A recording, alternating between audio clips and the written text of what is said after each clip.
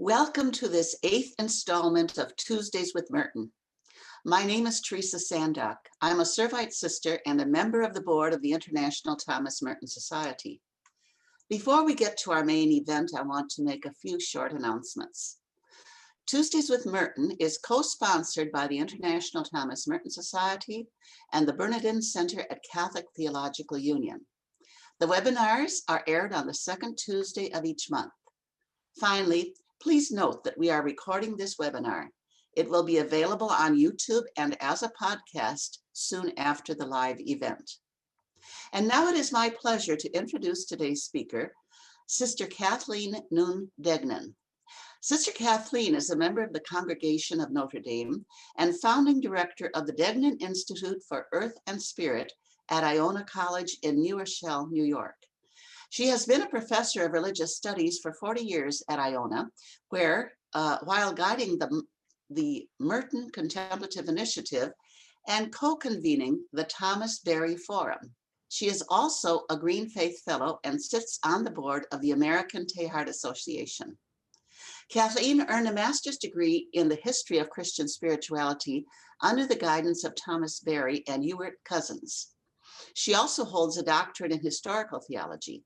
Both degrees are from Fordham University in New York. She served as president of the International Thomas Merton Society and is a regular presenter at its meetings. Her book-length publications include When the Trees Say Nothing, Thomas Merton's Writings on Nature, and Thomas Merton, A Book of Hours, including an audiobook that includes her sacred songs and psalmody. Kathleen is also co-founder of Schola Ministries, a project in service to the contemplative and liturgical arts, which has produced a dozen compact discs of her original sacred songs. She is currently working to publish the prayers of John Battista Giuliani, recently deceased founder of the Benedictine Grange, where she was liturgical composer in residence for over 40 years. And now here is Sister Kathleen Deignan speaking on Overshadowed, Thomas Merton, and the Cloud of Unknowing. Thank you so much, Sister Teresa.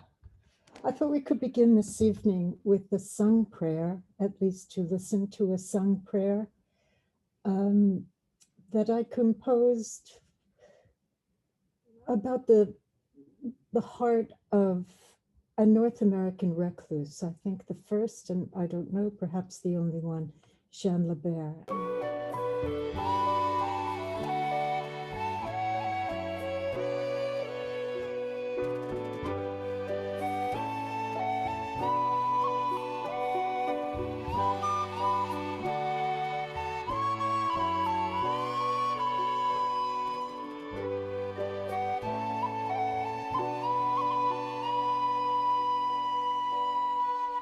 In the silence of the senses, I know only being, the vast fields of heaven in the smallest thing, unknowable mystery that cannot be spoken, of living in the presence of the present. This is my home, where I will live forever, hidden with Christ in God. This is my home, where I will live forever, hidden with Christ in God.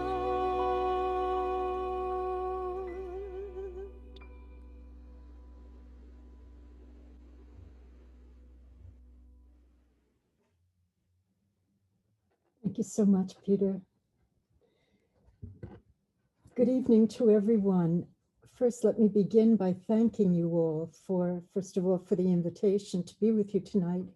It's really an honor for me to be among my friends and colleagues of the International Merton Society. And I thank very much Baldwin Wallace University for hosting this contemplative inquiry. I really am grateful. Thank you. Well, it's an honor also to bring together tonight two masters of the spiritual life who both leave us extraordinary legacies for all people, for all time, because their spiritual genius is perennial and their wisdom profound. It's still living and it's echoing and augmenting in the unfolding of human spiritual development and transformation. And I'm speaking, of course, of the 14th century English monk, Anonymous, and the 20th century American monk, Thomas Merton. We'll try to bring them together tonight in conversation, not to rehearse the depth and breadth of their teachings, because there certainly isn't time, but to let the energy, their energies, vibrate in proximity to each other. And in this way, we might come to know something richer about the contemplative life, so important for us postmodern contemplatives, as mystics of the Anthropocene and as saviors during this era of the sixth extinction. So let me begin by sharing something of the agreements that I found between these two masters. The first one I discovered is the simple understanding that they have both, that there is no way for humankind to save itself or its living biome, that is our common home, unless there's a radical great awakening from the hallucinatory, somnambulatory, predatory, self-sabotaging existence that entangles humankind in the hell realms of suffering that we witness throughout history. This radical great awakening, this rebirthing, is the fruit of a very serious process and practice of what they and we will call contemplation. So whatever hope of human evolution now through the emergent media of artificial intelligence or of genetic manipulation or endeavors to come, the enlightened religious tribes of our species say that the work, this great work of transformation, must be an inside job, a process of profound gestation and labor to bring forth, by whatever name, the new human. Now, the second agreement that I found between our brothers is that this work needs to be undertaken without interference of the rational, calculating, conceptualizing mind, but at a greater depth of receptivity and creativity, unconscious to and not subject to our habits of rationalizing and rationalism. That is to say, both masters agree that the work to be undertaken for the rebirth of human nature and human culture must unfold beneath what they poetically refer to as a cloud of unknowing, a term long used, greatly favored, in other words, by many traditions. In Christian terminology, cloud usage has a long and rich pedigree, originating with the theophany of the divine one to Moses on Mount Sinai, in his experience of sensing the divine presence overshadowing him in a cloud. It had no other name than Yah,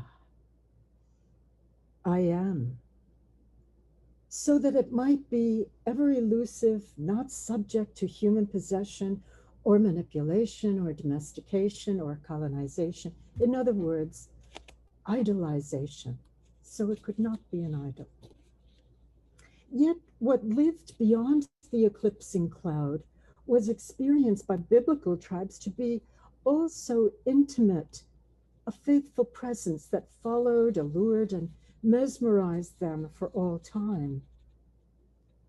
In one way or another, these faith traditions taught that human existence was to be lived beneath this cloud, since it had the power to activate human vitality, spiritual liberation, and further emergence. So, what of this cloud? And if it be our destiny and our vocation and salvation to live within it, way to enter it. Of the many masters who knew the way and taught the way toward the cloud, there was the great pioneer and spiritual explorer of the ancient church, another anonymous monk, a 6th century Syrian, Suda Dionysius the Areopagite, is what he called himself. A spiritual genius who left us well delineated theologies of the mystical life in several texts that remain touchstones for the new birth in Christian form. These transformation by Dionysius of the Christian way are very rich and varied, but two dominant modes of spiritual development have been curated, emerge actually very richly in these texts, and they've been curated most richly. And you know what these are, I'm sure. The path of life, the light, called the cataphatic way toward divinity by means of analogy, bridging to unknown mystery by means of what we know, creativity that our languages make, that point to the sacred through symbol and sign, image and word. And the alternate route in the path is the path of darkness, called the apophatic way, or the way of unsaying, the way of unknowing, a shadowy path that honors the ineffability of divinity. And though Denis is indeed the superstar of the Mystical Academy, it is really his monastic confreres of a later generation who will transmit his lofty teaching with greater immediacy and fluency, the two giants that we want to talk to tonight, Thomas and Anonymous. For these two masters were themselves drawn to this way of darkness and unknowing, and so they could speak of it from the inside. A way of silence concerning God, a way of intuitive responsiveness that is beyond rationality alone. These two masters would teach, especially the Christian West, how to make our way on this path of secrecy toward the horizon of mystery, through an unknown territory and beneath the cloud of unknowing, where we might learn to abide and hide there and die there and rise there to become a new kind of human there.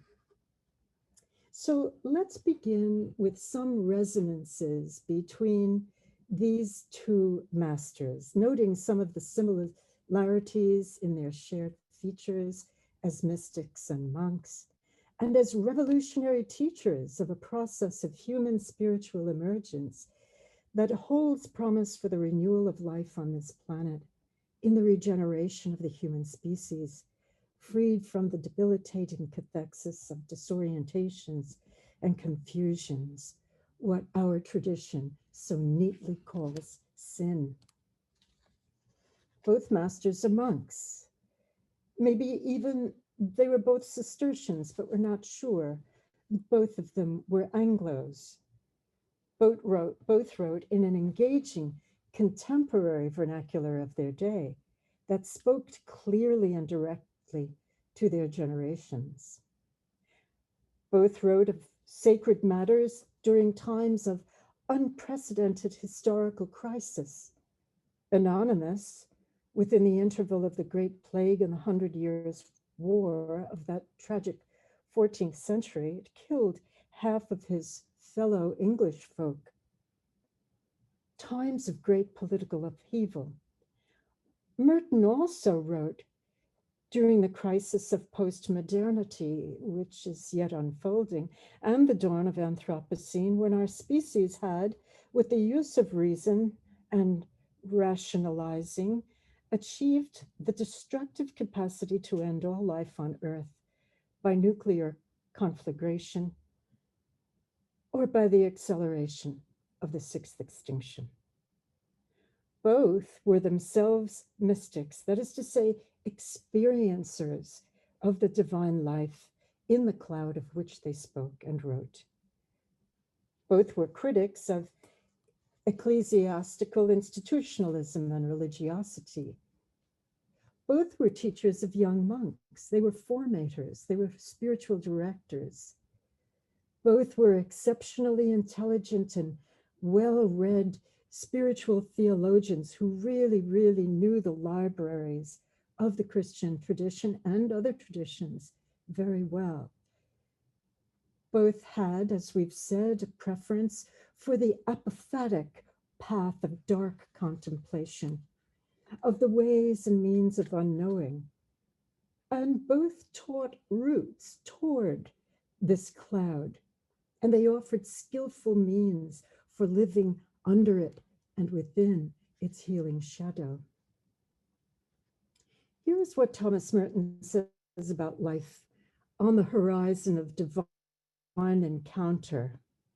And I would just suggest to you all that you might take up again the Lexio of Thomas Merton's New Seeds of Contemplation, which you can't read because that's backwards. But in any case, that is the gem. Contemplation, he says, is life fully awake and aware and alive. It's spontaneous awe, awash in gratitude, lived as realization of the unknowable abundant source, not as strange or unfamiliar, but as intimate as familiar. This is a way of knowing source beyond the rational mind, a knowing in unknowing. Contemplation, for Thomas, is a mode of intimate contact with this holy mysterious. It's the medium of divine encounter where the mercy of the hidden living one mystically touches human nature, and in that touching transforms it, heals it, enlivens it. Merton says that this awakening, enlightenment, is the amazing intuitive grasp by which the human gains experiential certitude of God's creative and dynamic intervention into our ordinary everyday lives.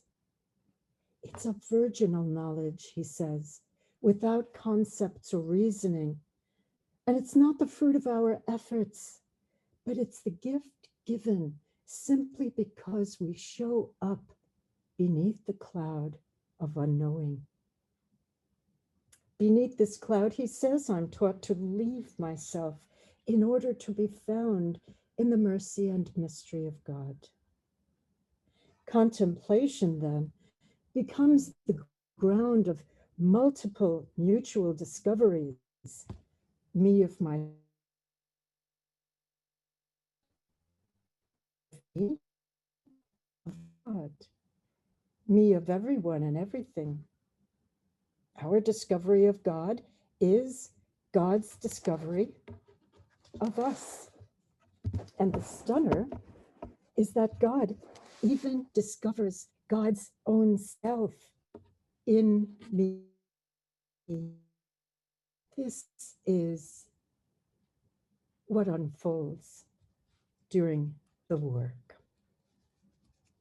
In the contemplative cloud, one comes to sense the ineffable peace and intimacy of such a discovery. So the cloud is like a great tent of meeting and communion and consummation of all beings in the one field of unfolding, enfolding being that is God's own mystery. And there's another text that I would like to share with you, but I'll abbreviate it and paraphrase it for time's sake. You know it so well.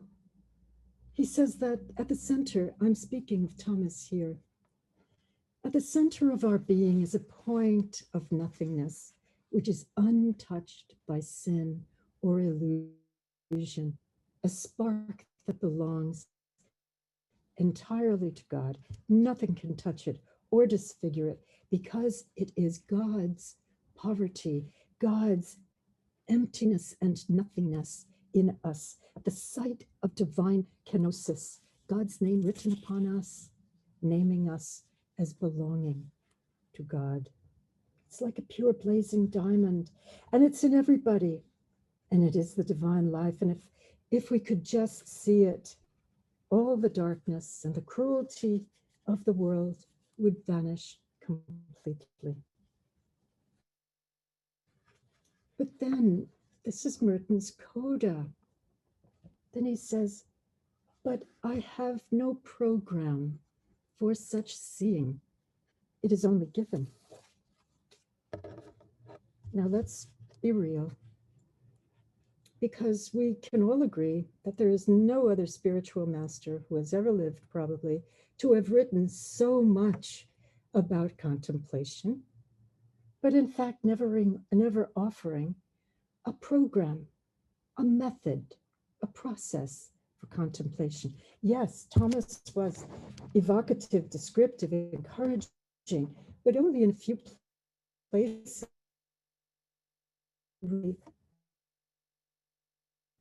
Do this, do that, here's what's next. Even his monastic students, and I won't name one of them, admit that Thomas Merton didn't really teach a method of prayer, rather taught that the monastic life itself was like a Montessorian immersion into a contemplative world of prayer. In fact, even his best dialogue partners couldn't get him to be really concrete and specific about his prayer life. But one of his friends, a Sufi Pakistani called Abdulaziz, wrote and asked him very directly, Brother Thomas, how do you pray? And this is what Merton said. Prayer. It is centered, flashword. It is centered entirely on attention, flashword, to the presence of God and to his will and his love. All of those in a kind of subtle neon. He says, one might say that this gives my meditation a character described by, now he's making a link to Abdul, the prophet Muhammad, peace be upon him, as being before God as if you saw him. But of course, there is no real seeing. It's the adoring of God, the invisible, the one beyond comprehension, intuiting in my prayer, divinity in and as all. And in my heart, he reports, there is a great thirst for God. So he sounds the keynote of longing and desire. And then he says, and then my prayer is a kind of praise that rises up out of the center of this nothing and this silence. So powerful. My prayer, he says, is not thinking about anything, but it's a direct seeking of the face of the invisible, which cannot be found unless we become lost in the one who is invisible. So powerful. But we might say, oh, we want this. Yes, teach us. Teach us the moment by moment practice of this. But we have, I think, to leave that to Anonymous, to our 14th century spiritual master, because he's the one who really offers to his young contemplatives, his young mystics in training, this kind of guidance and direction. As a matter of fact, the spiritual classic that he leaves us, and that has influenced so many spiritual masters of his own generation and thereafter, it is in fact a letter of spiritual direction in 67 chapters to a 24-year-old monastic aspirant. He wanted to go deeper into the mystery of God. And so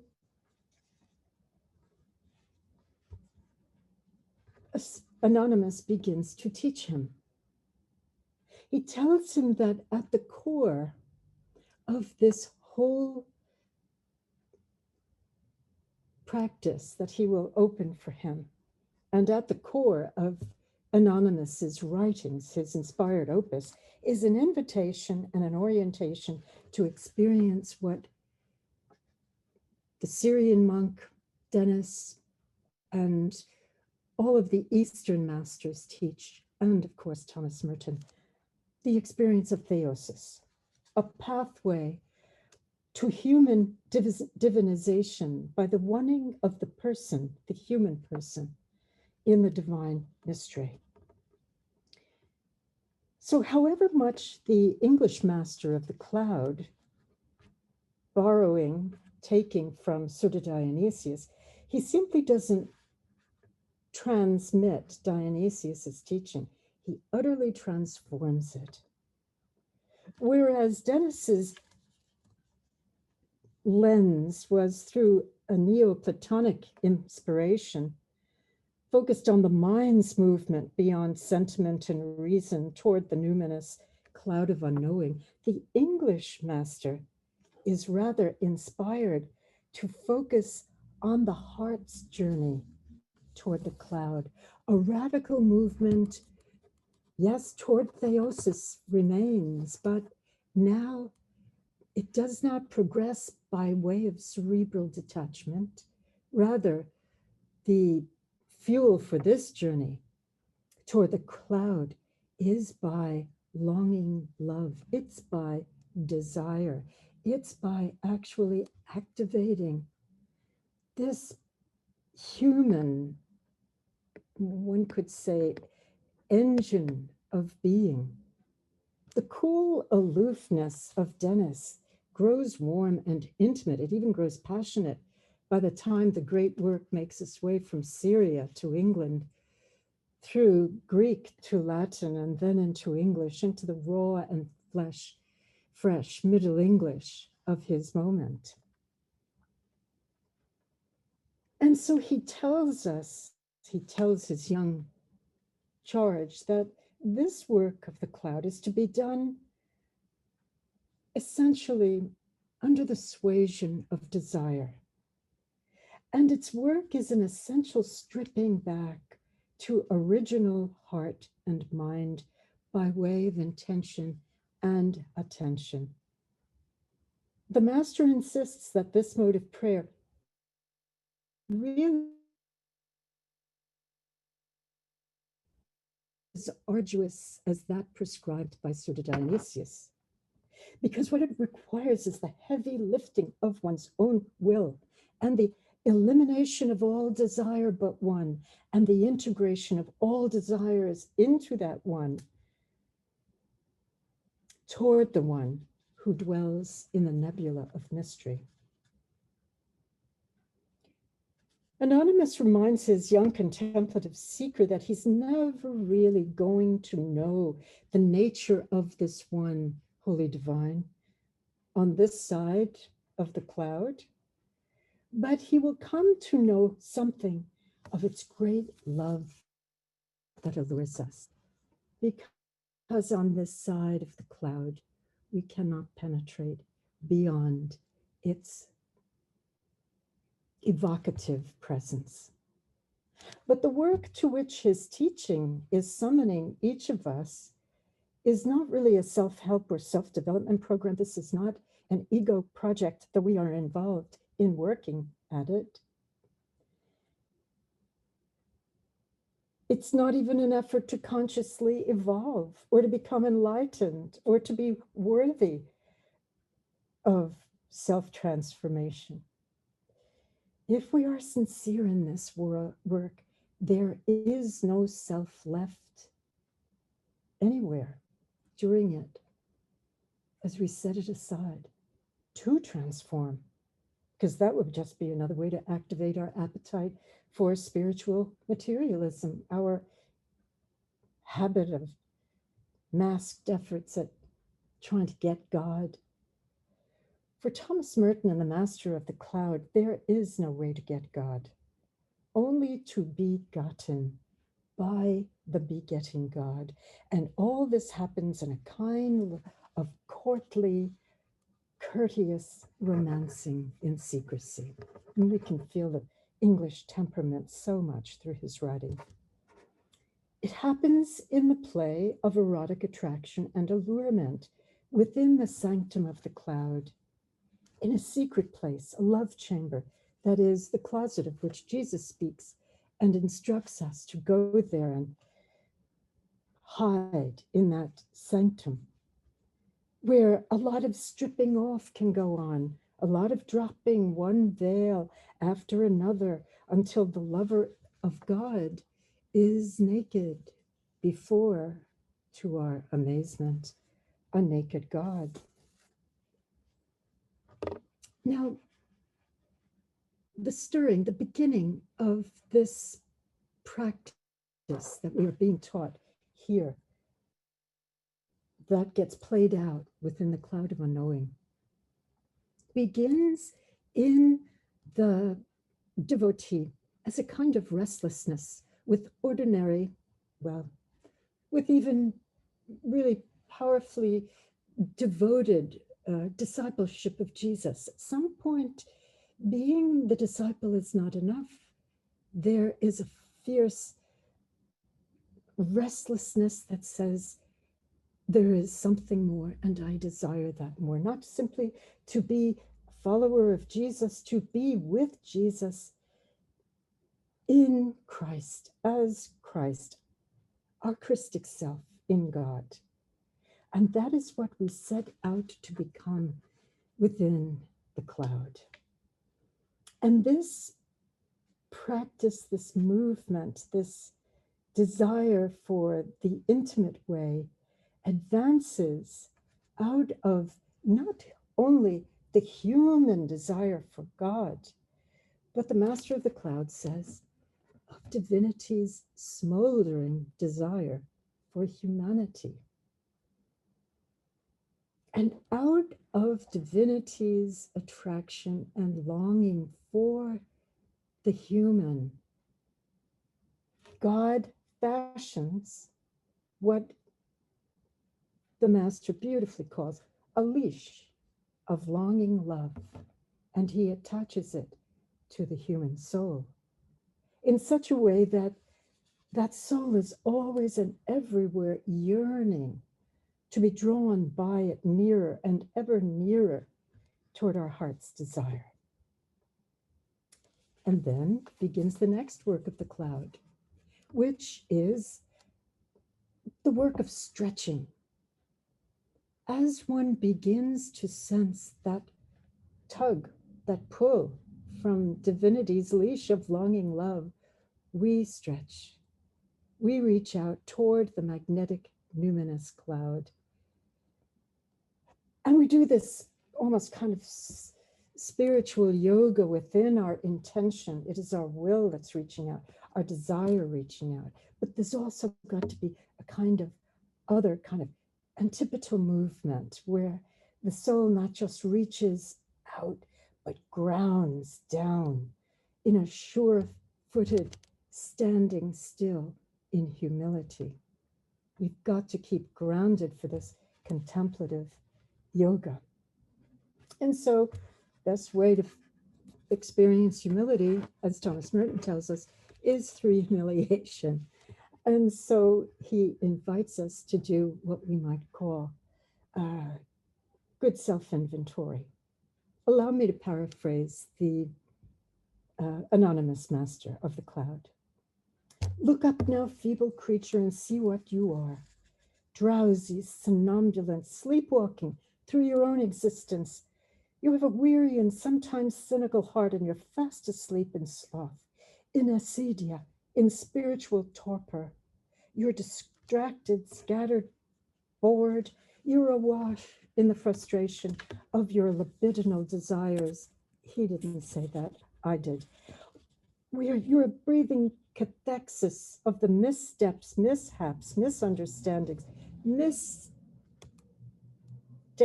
You're a real mess. And all this confusion, all the crimes of our lives sits in the pit of your soul, the pit of your nature, like a lump. And that is what he calls sin.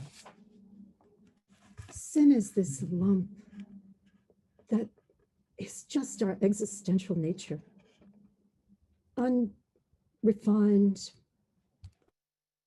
unreborn. And the most marvelous part of the teaching is that he says this lumpiness, this sin at the center or at the in the debris within the sanctuary of the cloud doesn't matter one bit to the process of theosis. As a matter of fact, it's essential to the process because, by the way, what is being transformed except this gross, dense human nature? It's so essential on the way to theosis. He will say about our sin during the time of the prayer, totally forget it, forget it. We just have to show up the lazy lumps that we are before and under the cloud in an attitude of unknowing, led by that leash of longing love. And then here's the next part of the direction. Now it's you, O soul, O little monk, who has to be responsive to the divine allurement by generating what he calls darts of longing love. And so the imagination kind of has a sense that one is taking one's intention, always orienting it toward the cloud in these impulses of love that really, really grow as, in a sense, the well-being of our spiritual vitality, how strong and how true and constant are these impulses, these darts of burning love.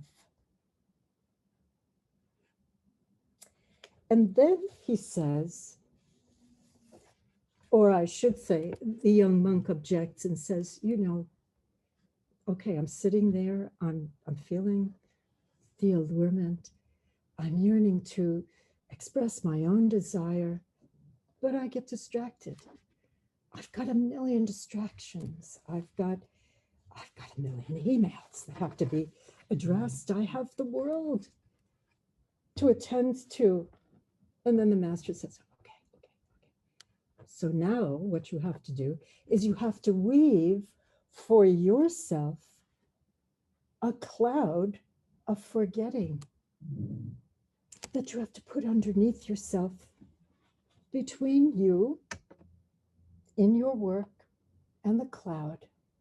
You weave for yourself a net, a cloud of forgetting.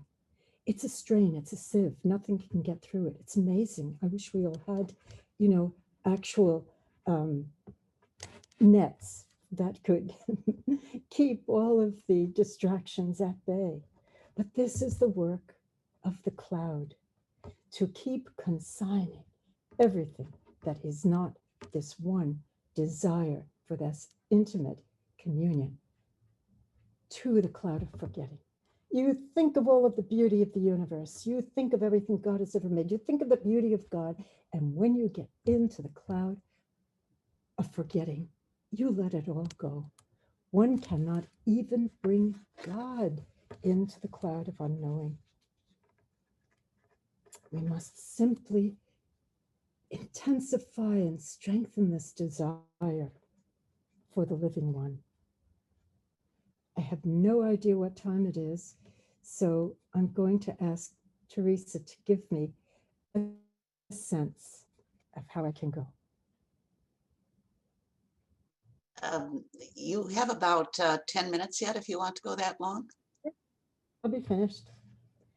So he says,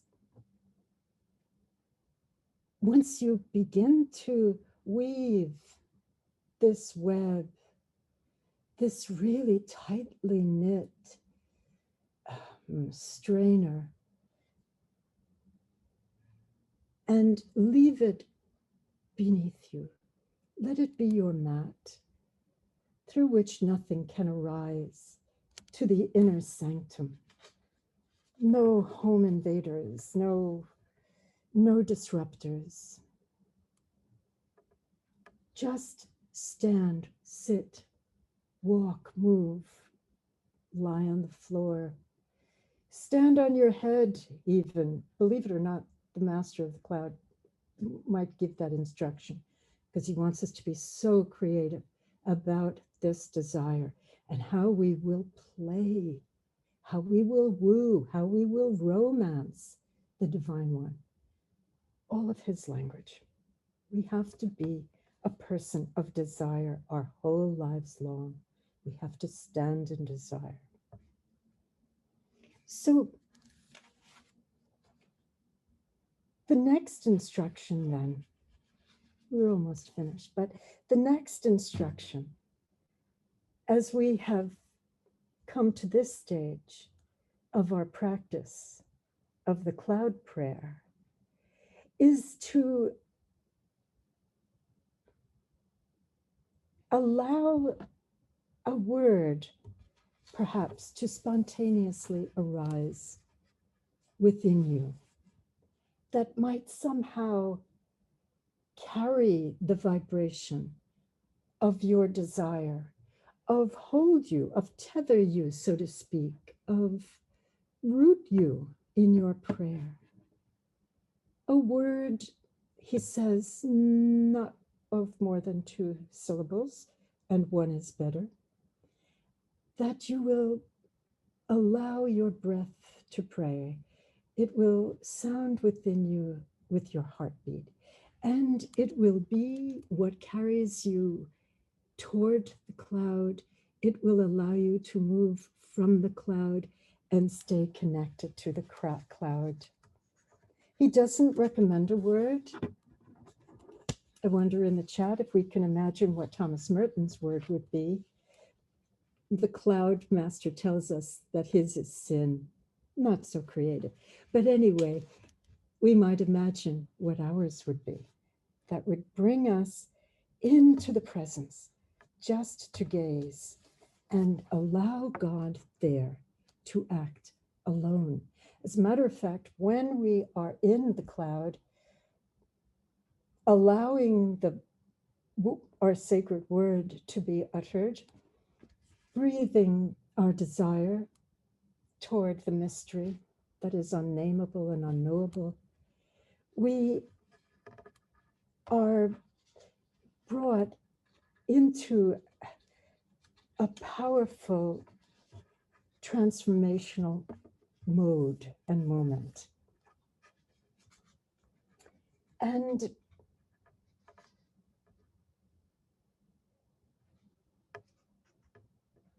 he insists that we stay in the realm of our desire and let ourselves be carried by it.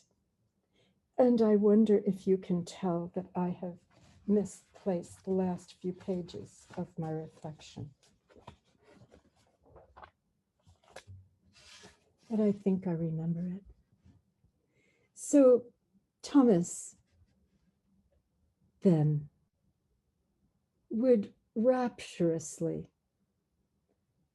summarize where we are and how we are in this cloud of unknowing.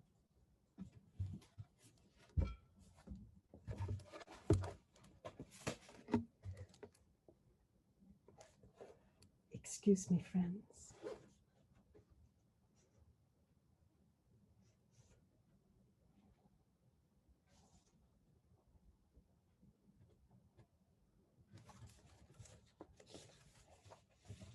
Don't mind me. You might just take a breather.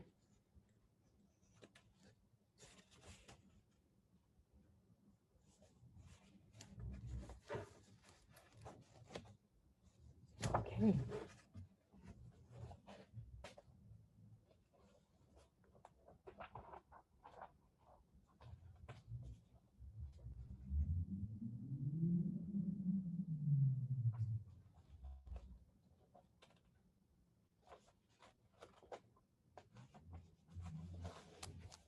Well, I know that that would embarrass most of you if it happened, if such a thing as this happened to you. Don't ask me why. I think I'm just so entrained to Merton's teaching that only humiliation can foster humility, that I will let it go. But let me finish by giving Thomas Merton the last word. The secret of my identity is hidden, and we could say it's hidden within this cloud, in the love and the mercy of God. But whatever is in God is really identical with him. For God's infinite simplicity admits of no division and no distinction.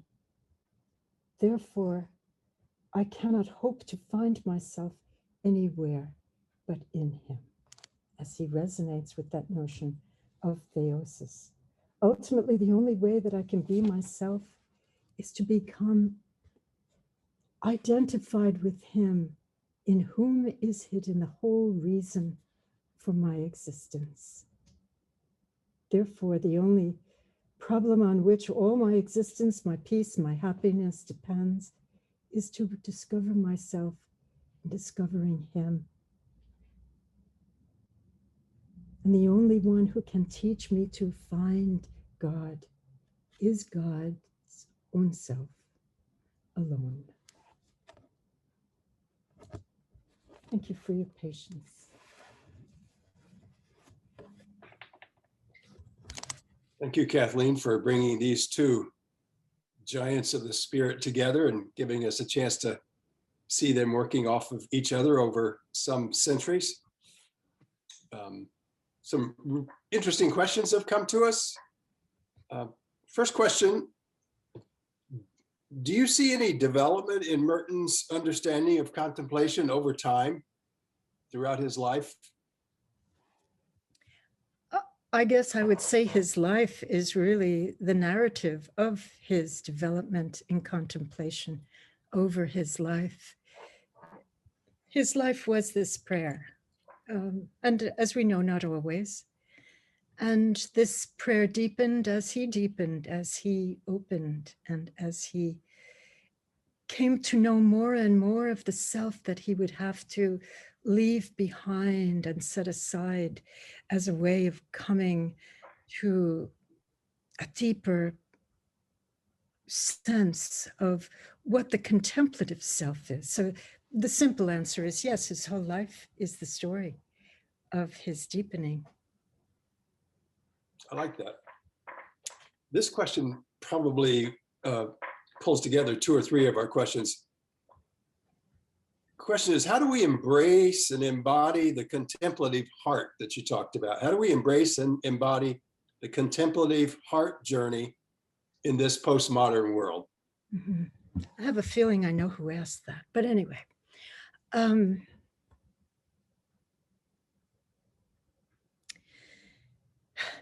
Thomas Merton said, it's morning, afternoon, evening, begin. And that would be my answer. We embrace it by embracing it, and we embody it by embodying it. And we do that in a daily commitment to becoming this breath, this heartbeat, this passion. You know, the master of the cloud does not, it's interesting, I guess he does recommend that the novice should commit to the prayer regularly throughout the day, a period in the morning, period in the evening. But he doesn't say, you know, you've got to give it 15 minutes, got to be on that mat 20 minutes, get yourself an egg timer. No. The master says this work is not done according to the watch or the clock. So as Thomas Merton says in, you know, Atlas and the Fat Man, he's got Atlas, who is the illuminated one, saying, throw away your watches, throw your clock into the bottom of the ocean, because the Master of the Cloud says that this work advances by pulsations of love and desire. Now, let's just say this, friends. This path is not for everybody. And the good news is that there are so many ways into the mystery of God and of transformation and of fullness of life, that if this hasn't really, spoken to you, there are other ways. But if it has spoken to you, and if you yourself are experiencing this yearning, this hunger for more, then trust that that hunger and yearning is God's hunger and yearning for you. I like this question that someone has presented. You talked about the English temperament of the cloud and the author. Mm. Could you elaborate a bit? And then maybe how would you compare that to Merton's own temperament? Well, the interesting thing about Thomas Merton is that he swapped temperaments depending on when and where he was writing. Sometimes he was joyous that he was French, and personally, I don't blame him, that he was born in France. Then he was joyous that he was a part of this English mystical tradition that flowered in the 14th century. And then he's exuberant that he's an American and wants to be a total absolute American. What did I leave out? Oh, well, he's, in the wonderful collection, Mystics and Zen Masters, that's where Thomas speaks about and really gives a lovely paean to the English mystics, to all of them, not just the Master of the Cloud, but to Julian and to Richard Rolle and to a number of them that I'm not pulling forward right now. Somebody can help us. But anyway, it's there that he speaks of the Master of the Cloud's fabulous, kind of earthy, and yet utterly courteous nature. And Merton sees both of these as qualities of this medieval monk's temperament. It's fun to try to read it in the Old English, in the early English, when the language was just really trying to express itself in its own.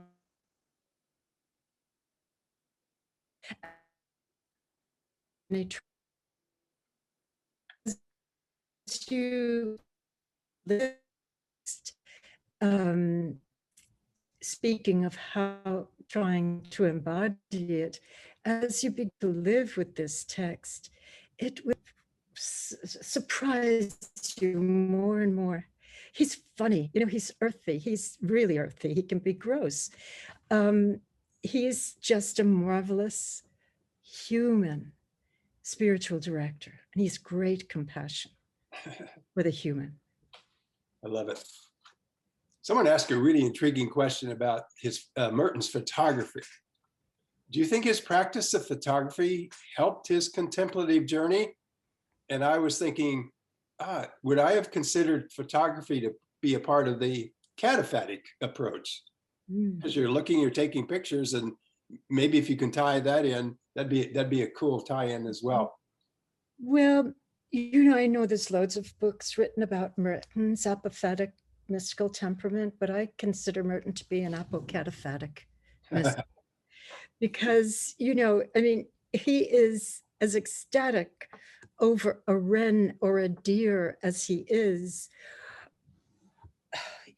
poetic over the silence of the stones. So this is a big, big, big spiritual human being. And I think he moves through all of these. He trespasses all of these pathways as the moment allows. And so I would say about his photography and his calligraphy and all of those things, these are modalities of centering. And remember when we spoke about his response to Abdulaziz? I mean, that was actually one of the first words. And by the way, that's, of course, as we know, the name that this whole movement, to which I feel his life gave birth again in this new era, this movement of centering prayer. Centering prayer really does require me to learn how to center. And there are those of us, for example, it's very, very difficult for me simply to sit. I have to have beads in my hand. I have to have I have to be tethered. I have to have some sort of thing that that will tie up some of my anxious energy. Thich Nhat Hanh says that he can't meditate unless he's walking. Makes me feel so good.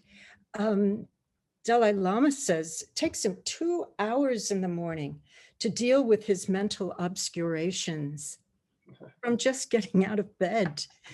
I mean, it's amazing. I would say everybody has to have some sort of spiritual practice.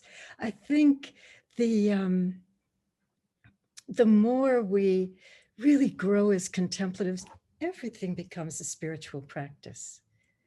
You know, it hasn't happened to me in the kitchen yet. I really hope it does. But I know people for whom the kitchen is their cloud. You know, they're working in silence.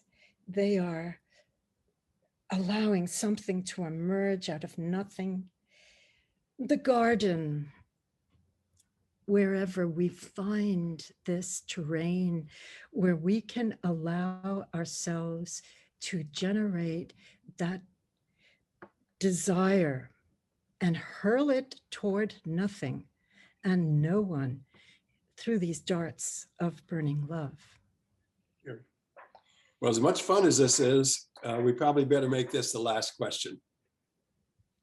Can you describe in your own sense what the experience of theosis, of deification, is or feels like in this life?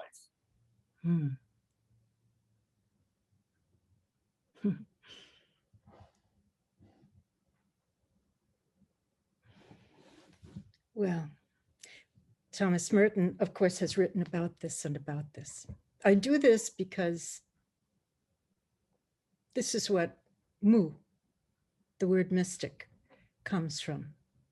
The word of silence, not saying. I think it was Bernard of Clairvaux who said it's better to glow than to know. That in some sense, it can't be spoken.